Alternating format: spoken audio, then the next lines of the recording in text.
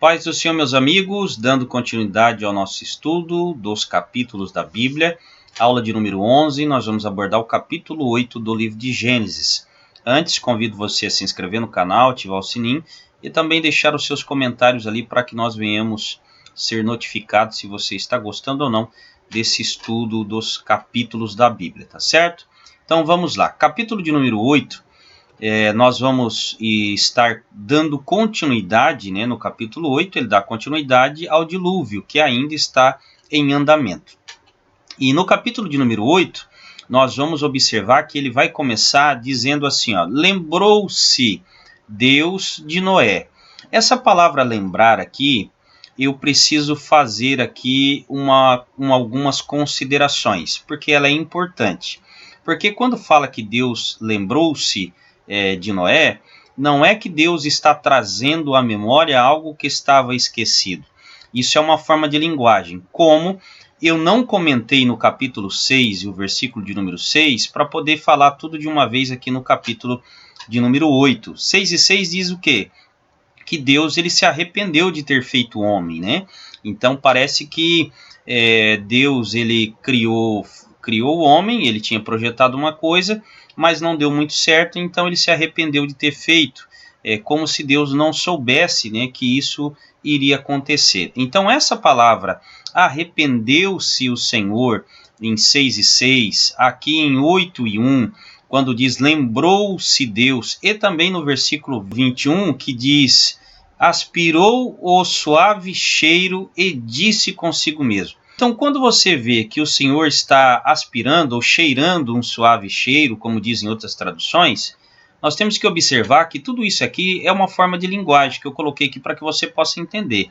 O ser humano ele é dotado de expressões, de sentimentos, e esses sentimentos são descritos baseado no nosso vocabulário humano, no nosso código de linguagem. Então, nós entendemos o que é alegria, tristeza, o que é ódio, enfim, todos os demais sentimentos, até o arrependimento, até esse cheiro que vai ser uma forma de linguagem também, como que se dizendo que Deus estava satisfeito do que estava acontecendo. Então, quando nós olhamos esses termos na Bíblia relacionados ao ser de Deus, existe um nome até um pouquinho estranho, mas ele define muito bem o que está acontecendo. Existe uma palavra chamada antropopatismo. O que é isso? É atribuir sentimentos ao ser de Deus. Existe o antropomorfismo, que é atribuir formas humanas à pessoa de Deus, como mão, pé, costa, o rosto de Deus, enfim. Mas aqui o antropopatismo, ele fala disso. É quando você quer atribuir sentimentos humanos ao ser de Deus, que parece que os nossos sentimentos conseguem descrever o sentimento de Deus, mas isso é muito longe. Por quê?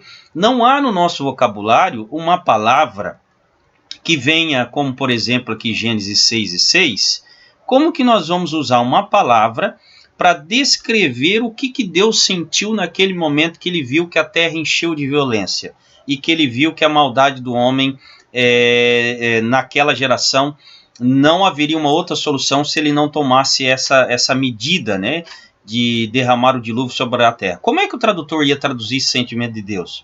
Então esse sentimento é traduzido como um arrependimento, porque o arrependimento, numa característica humana, é quando você arrepende de alguma coisa que você fez, que não deveria fazer, então você tem aquele certo sentimento, ou aquilo que você deveria fazer e não fez. Então parece que ele fica uma falha pessoal, que ou ele fez aquilo que não devia fazer, ou ele não fez aquilo que deveria fazer.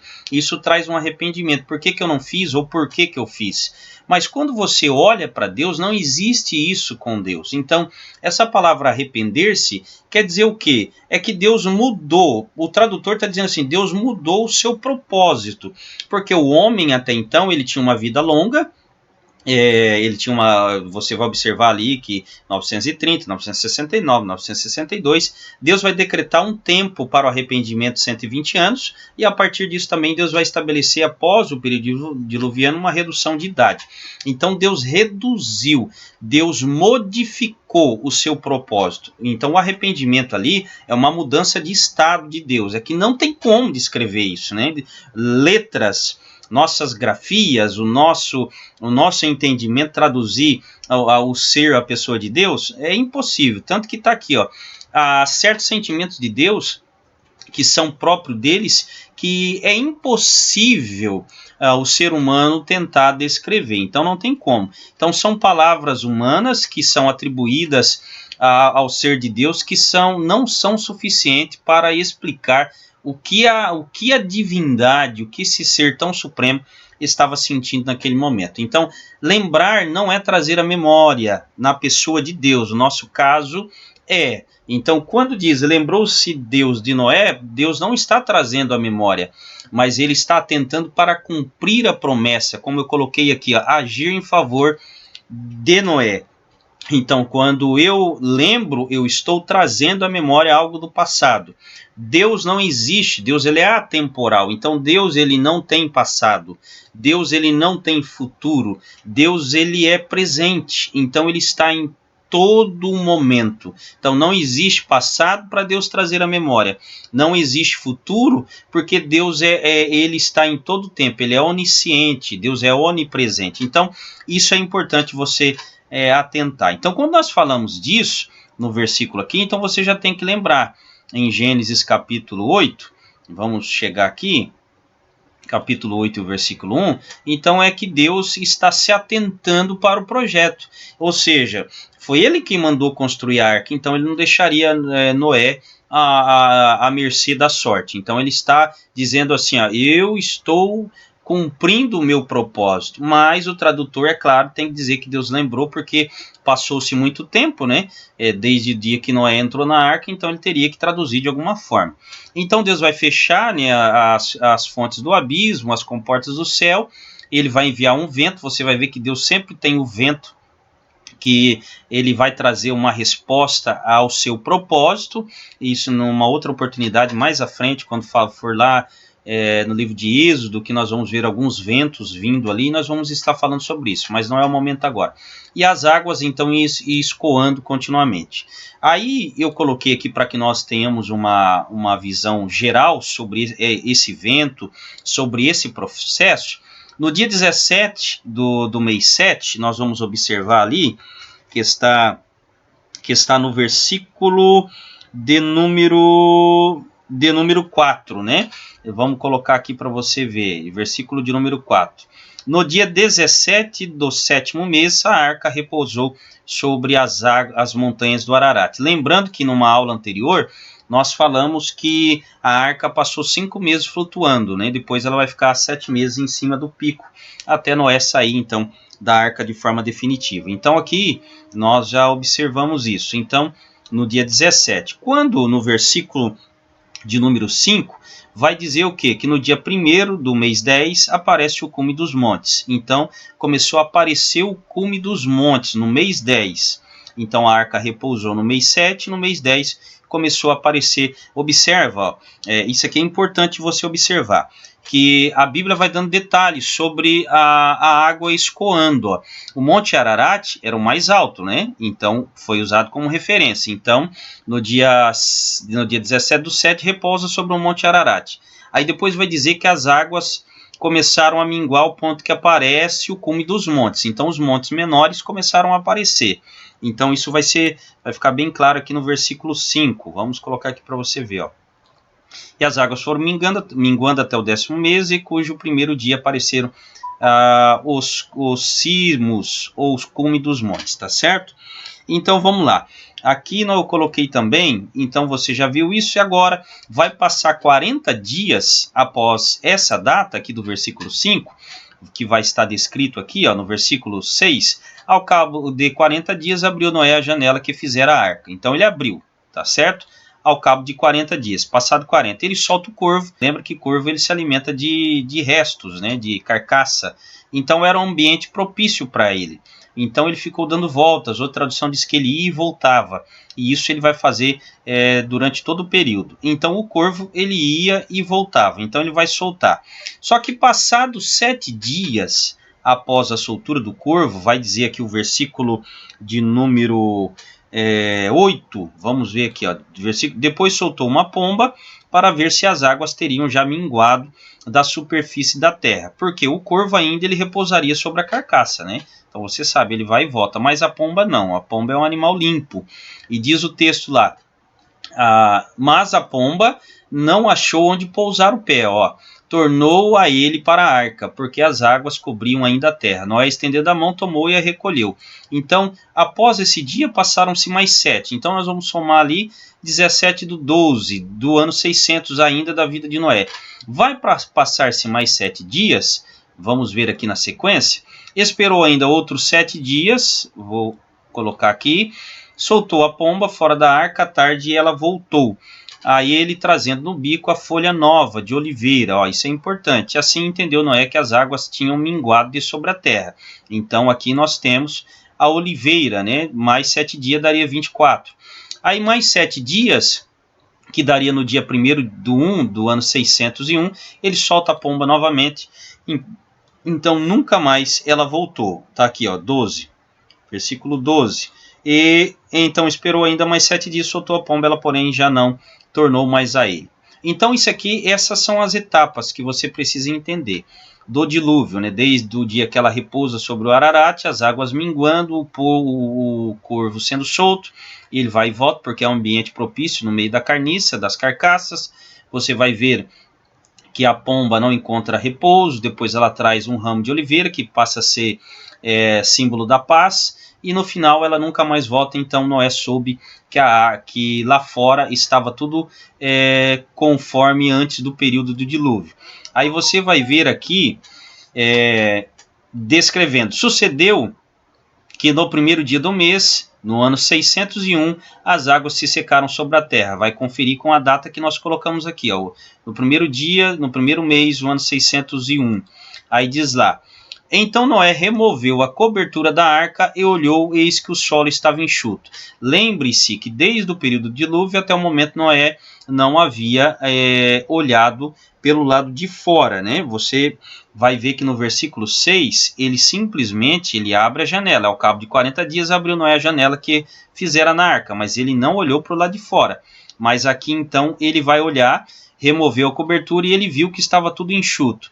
E ao 27 dias do mês, do 2º mês, então ó, sucedeu que no 1º dia do 1º mês, aqui eu tenho aos 27 dias do 2º mês. Então desde o dia que ele entende que a pomba não voltou, ao dia que ele vai observar que a terra estava seca, então passaram-se bastante tempo.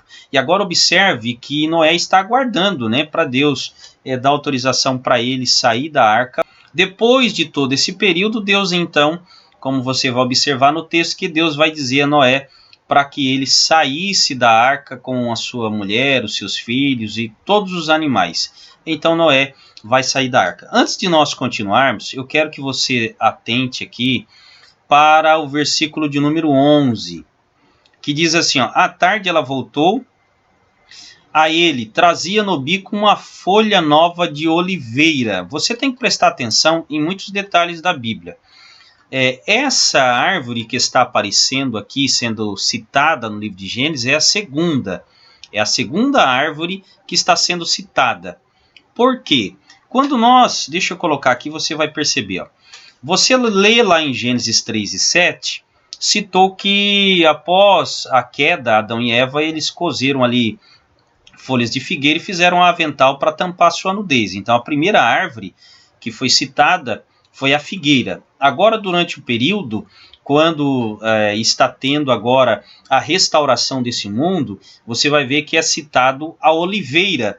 E mais à frente, que eu já aproveitei e coloquei aqui tudo no capítulo 8, no capítulo de número 9 e o versículo de número 20, vamos colocar aqui para você dar uma olhada, diz o seguinte, sendo Noé lavrador, passou a plantar uma vinha. Observe que essa é a terceira. Então nós temos aí a figueira em 3 e 7, a oliveira em 8 e 11 e a videira em 9 e 20. As três árvores sendo citadas em Gênesis, no capítulo 3, no 8 e no capítulo 9. Lembra da oração de Abacuque? Ainda que a figueira não floresça, nem haja fruto na vide, não confunda a vide com oliveira, né? E o produto da oliveira minta, os campos não produzam mantimento, ele vai dizer que todavia eu me alegrarei no Senhor. Então ele vai falar sobre esses três frutos aqui. Esses três frutos, eles passaram a ser símbolos de Israel, narrado por Jesus e também pelo apóstolo Paulo. Quando fala de figueira, lembra da nação de Israel. Então são privilégios sobre a nação, é um privilégio nacionalista de Israel. Quando fala de oliveira, vai falar sobre o privilégio religioso, porque da oliveira, né, se extrai o azeite, da unção, e a videira, ele nada mais é que o privilégio espiritual da nação de Israel. Então, quando você olha esses três frutos, é importante, porque são eles citados. A primeira árvore citada na Bíblia é a figueira, a segunda a oliveira e a terceira a videira, que vão ser símbolos de Israel, utilizado por Deus durante o Antigo Testamento, por Jesus no Novo e pelo apóstolo Paulo também. Tá certo? Então vamos lá. Um outro detalhe que nós temos que observar nesse capítulo é que depois da saída de Noé da arca com toda a sua família e com todos os animais, ele vai mostrar para nós, provar para nós, que o sentimento dos seus antepassados atravessaram com ele o período diluviano. Então Noé, ao sair da arca, ele vai fazer uma atividade que ela demonstra muito bem aquilo que os seus antepassados fizeram antes do dilúvio. Como, por exemplo, você vai ver que Noé, ao sair da arca, ele vai erigir um altar, ele vai tomar dos seus animais limpos e ele vai oferecer um holocausto sobre esse altar. E nesse altar, ele vai então fazer a espécie de consagração, oferecendo aquilo que ele tem de melhor, né? Porque ele vai pegar o melhor do rebanho, animais limpos, e ele vai oferecer a Deus. Então aqui ele vai mostrar que não existe um recomeço sem ter como prioridade a invocação, ou a adoração, ou um sinal de gratidão a esse Deus que poupou a sua vida, da sua família e também dos demais animais. Então você vai observar que ele carrega isso com ele. E é claro que os descendentes de Sem, né, os semitas, eles sempre vão ter isso durante toda a sua caminhada. E o Senhor então vai cheirar um suave cheiro e ele vai dizer consigo. Ele não está dizendo aqui para Noé. Essa narrativa Deus contou para Moisés, ele não diz para Noé. Isso aqui é algo pessoal, Deus está comunicando com a Trindade. Como ali, lá na criação, eles se comunicam entre si, agora Deus está dizendo, não é para Noé. E o Senhor aspirou suave cheiro e disse consigo mesmo, ou seja, aquele pensamento alto, né, que o escritor traduziu para nós. Não tornarei a amaldiçoar a terra, isso aqui é importante, não tornarei mais a amaldiçoar a terra por causa do homem. Preste bem atenção aqui, que eu vou encerrar aqui, é o fim das maldições. Lembra que a serpente foi amaldiçoada, a terra foi amaldiçoada, espinhos e cardos, né, começaram a crescer sobre a terra após a maldição. Deus não amaldiçoou o homem, Adão e Eva, por conta da entrada do pecado no mundo, mas ele vai desferir o golpe sobre a terra. Mas não foi assim com o filho de Adão e Eva. Caim, por exemplo, ele foi amaldiçoado por Deus, diferente de Adão e Eva. Então a terra aqui sofreu a maldição no lugar de Adão e Eva.